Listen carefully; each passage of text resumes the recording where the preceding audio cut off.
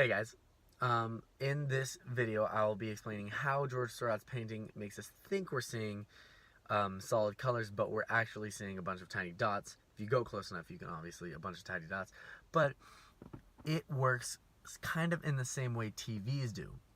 And that TVs, if you get very, very, very close, you can see a bunch of little tiny pixels. And those pixels consist of red, green, and blue subpixels. And so each of those subpixels have their own color and can only be dimmed and brightened. And so at different intensities of each of the different subpixels, you get different colors. And if all of them are on at the maximum amount of light, you get white. And if all of them are off, you get black.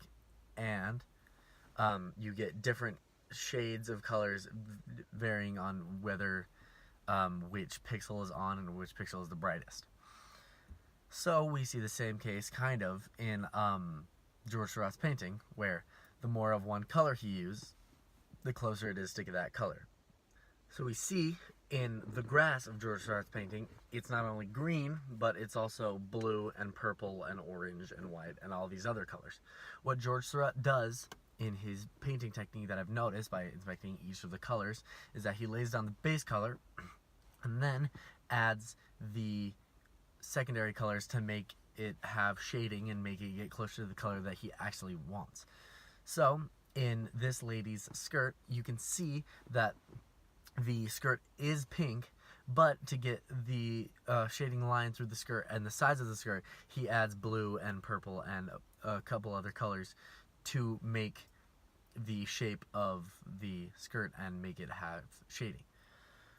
And in the grass, you can see that the lighter grass has light green and dark green, but also has a little bit of yellow in there. And the dark green grass, the grass that's in the shade, has dark green and it also has blue and purple in there to make it more dark. So George Seurat uses this technique, very, very difficult technique to paint with, in order to make little dots seem like solid color. George Seurat in Sunday on La Grande also didn't really use black to shade. He used more deep blues and purples in order to capture the shading while still using color. He obviously used black on the dog because it's a black dog, but he also gave highlights with blue and purple and other different colors in order to still give the dog shape instead of making him a cartoon.